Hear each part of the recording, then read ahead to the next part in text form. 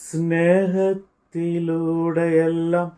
കാണുവാൻ, ദൈവസ്നേഹത്തിൽ തന്നെയെല്ലാം ചെയ്യുവാൻ, എന്നിൽ നിൻ സ്വഭാവം പകരണമേ, ദിവ്യ തേജസാലെന്നെ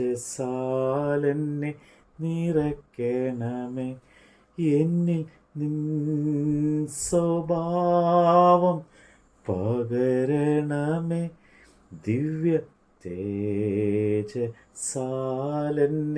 നിറയ്ക്കണമേ. എല്ലാം അങ്ങേ മഹത്വത്തിനായി, എല്ലാം അങ്ങേ പുകഴ്ചയ്ക്കുമായി തീർന്നിടേണമേ. പ്രിയനേ, തിരുനാമം ഉയർന്നിടട്ടെ, തീർന്നിടേണമേ. പ്രിയനേ, തിരുനാമം ഉയർന്നിടട്ടെ. അപ്പോസ്തലനായ പൗലോസ് എഫേസ്യർക്ക് എഴുതിയ ലേഖനം അധ്യായം 5.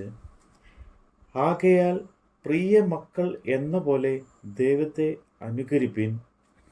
ക്രിസ്തുവും നിങ്ങളെ സ്നേഹിച്ച് നമുക്ക് വേണ്ടി തന്നെത്താൻ ദൈവത്തിന് സൗരഭ്യവാസനയായ വഴിപാടും യാഗവുമായി അർപ്പിച്ചതുപോലെ സ്നേഹത്തിൽ നടപ്പിൻ. ദുർനടപ്പും യാതൊരു അശുദ്ധിയും അത്യാഗ്രഹവും നിങ്ങളുടെ ഇടയിൽ പേർ പറക പോലും അരുത്. അങ്ങനെയാകുന്നു വിശുദ്ധർക്ക് ഉചിതം. ചീത്തത്തരം, പൊട്ടച്ചൊൽ, കളിവാക്ക്, ഇങ്ങനെ ചേർച്ചയില്ലാത്തവ ഒന്നും അരുത്. സ്തോത്രമത്രേ വേണ്ടത്. ദുർനടപ്പുകാരൻ, അശുദ്ധൻ, വിഗ്രഹാരാധനയായ ദ്രവ്യാഗ്രഹി, ഇവർക്ക് ആർക്കും ക്രിസ്തുവിൻ്റെയും ദൈവത്തിൻ്റെയും രാജ്യത്തിൽ അവകാശമില്ല എന്ന് നിങ്ങൾ അറിയുന്നുവല്ലോ. വ്യർത്ഥ വാക്കുകളാൽ ആരും നിങ്ങളെ ശപിക്കരുത്. ഈ വക നിമിത്തമല്ലോ ദൈവകോപം അനുസരണം കെട്ടവരുടെ മേൽ വരുന്നു. നിങ്ങൾ അവരുടെ കൂട്ടാളികൾ ആകരുത്. മുമ്പേ നിങ്ങൾ ഇരുളായിരുന്നു, ഇപ്പോഴോ കർത്താവിൽ വെളിച്ചമാകുന്നു. കർത്താവിന് പ്രസാദമായത് എന്തെന്ന് പരിശോധിച്ചുകൊണ്ട് വെളിച്ചത്തിലുള്ളവരായി നടന്നുകൊള്ളുവിൻ. സകല സൽഗുണവും നീതിയും സത്യവുമല്ലോ വെളിച്ചത്തിൻ്റെ ഫലം. ഇരുട്ടിൻ്റെ നിഷ്ഫല പ്രവൃത്തികളിൽ കൂട്ടാളികൾ ആകരുത്. അവയെ ശാസിക്കുകയത്രേ വേണ്ടത്. അവർ ഗൂഢമായി ചെയ്യുന്നത് പറയുവാൻ പോലും ലജ്ജയാകുന്നു. അവയെ ശാസിക്കുമ്പോഴോ സകലത്തെയും കുറിച്ച് വെളിച്ചത്താൽ ബോധം വരും. ബോധം വരുന്നതെല്ലാം വെളിച്ചം പോലെ തെളിവല്ലല്ലോ. അതുകൊണ്ട് ഉറങ്ങുന്നവനെ ഉണർന്ന് മനുഷ്യരുടെ ഇടയിൽ നിന്ന് എഴുന്നേൽക്കുക, എന്നാൽ ക്രിസ്തു നിന്റെ മേൽ പ്രകാശിക്കും എന്ന് ചൊല്ലുന്നു. ആകയാൽ സൂക്ഷ്മതയോടെ അജ്ഞാനികളായിട്ടല്ല ജ്ഞാനികളായിട്ടത്രേ നടപ്പാൻ നോക്കുവിൻ. ഇത് ദുഷ്കാലമാകിയാൽ സമയം തക്കത്തിൽ ഉപയോഗിച്ചുകൊള്ളുവിൻ. ബുദ്ധിഹീനരാകാതെ കർത്താവിൻ്റെ ഇഷ്ടം ഇന്നതെന്ന് ഗ്രഹിച്ചുകൊള്ളുവിൻ. വീഞ്ഞ് കുടിച്ച് മത്തരാകരുത്, അതിനാൽ ദുർനടപ്പ് ഉണ്ടാകുമല്ലോ. ആത്മാവ് നിറഞ്ഞവരായി സങ്കീർത്തനങ്ങളാലും സ്തുതികളാലും ആത്മീയ ഗീതികളാലും തമ്മിൽ സംസാരിച്ചും നിങ്ങളുടെ ഹൃദയത്തിൽ കർത്താവിന് പാടിയും കീർത്തനം ചെയ്തും നമ്മുടെ കർത്താവായ യേശുക്രിസ്തുവിൻ്റെ നാമത്തിൽ ദൈവവും പിതാവുമായവന് എല്ലായ്പ്പോഴും എല്ലാറ്റിനു വേണ്ടിയും സ്തോത്രം ചെയ്തുകൊള്ളുവിൻ. ക്രിസ്തുവിൻ്റെ നാമത്തിൽ അന്യോന്യം കീഴ്പ്പെട്ടിരിപ്പിൻ. ഭാര്യമാരെ, കർത്താവിന് എന്ന പോലെ സ്വന്തം ഭർത്താക്കന്മാർക്ക് കീഴടങ്ങുവിൻ. ക്രിസ്തു ശരീരത്തിൻ്റെ രക്ഷിതാവായി സഭയ്ക്ക് തലയാകുന്നതുപോലെ ഭർത്താവ് ഭാര്യയ്ക്ക് തലയാകുന്നു. എന്നാൽ സഭ ക്രിസ്തുവിന് കീഴടങ്ങിയിരിക്കുന്ന പോലെ ഭാര്യമാരും ഭർത്താക്കന്മാർക്ക് സകലത്തിലും കീഴടങ്ങിയിരിക്കണം.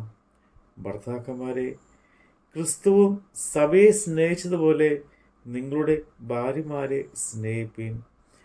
അവൻ അവളെ വചനത്തോടു കൂടിയ ജലസ്നാനത്താൽ വെടിപ്പാക്കി വിശുദ്ധീകരിക്കേണ്ടതിന് കറ, ചുളുക്കം മുതലായത് ഒന്നുമില്ലാതെ സഭയെ ശുദ്ധവും നിഷ്കളങ്കവുമായി തനിക്ക് തന്നെ തേജസ്സോടെ മുൻനിർത്തേണ്ടതിനും തന്നെത്താൻ അവൾക്ക് വേണ്ടി ഏൽപ്പിച്ചു കൊടുത്തു. അവണ്ണം ഭർത്താക്കന്മാരും തങ്ങളുടെ ഭാര്യമാരെ സ്വന്തം ശരീരങ്ങളെപ്പോലെ സ്നേഹിക്കേണ്ടതാകുന്നു. ഭാര്യയെ സ്നേഹിക്കുന്നവൻ തന്നെത്താൻ സ്നേഹിക്കുന്നു. ആരും തൻ്റെ ജഡത്തെ ഒരു നാളും പകച്ചിട്ടില്ലല്ലോ. ക്രിസ്തുവും സഭയെ ചെയ്യുന്നത് പോലെ അതിനെ പോറ്റി പുലർത്തുകയത്രേ ചെയ്യുന്നത്. നാം അവൻ്റെ ശരീരത്തിൻ്റെ അവയവങ്ങളല്ലോ. അത് നിമിത്തം ഒരു മനുഷ്യൻ അപ്പനെയും അമ്മയെയും വിട്ട് ഭാര്യയോട് പറ്റിച്ചേരും, ഇരുവരും ഒരു ദേഹമായി തീരും. ഈ മർമ്മം വലിയത്. ഞാൻ ക്രിസ്തുവിനെയും സഭയെയും ഉദ്ദേശിച്ചത്രേ പറയുന്നത്. എന്നാൽ നിങ്ങളും അങ്ങനെ തന്നെ. ഓരോരുത്തൻ താൻ്റെ ഭാര്യയെ തന്നെ പോലെ തന്നെ സ്നേഹിക്കണം. ഭാര്യയോ ഭർത്താവിനെ ഭയപ്പെടേണ്ടതാകുന്നു. നമ്മുടെ കർത്താവിൻ്റെ വചനമാണ് നമ്മൾ കേട്ടത്. ആത്മാവിൻ ശക്തിയോട് ജീവിപ്പാ, ആത്മനൽവരങ്ങൾ നിത്യവും പ്രകാശിപ്പാ. ആത്മനായക നിരന്തരമാ എന്നി ആത്മദാനങ്ങൾ പകരണമേ. ആത്മനായക നിരന്തരമാ എന്നി ആത്മദാനങ്ങൾ പകരണമേ.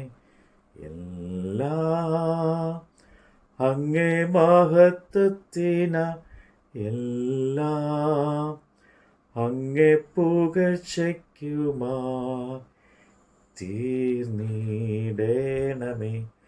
പ്രിയനേ, തിരുനാമം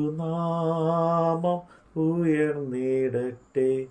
തീർന്നിടേണമേ പ്രിയനേ, തിരുനാമം ഉയർന്നിടട്ടെ.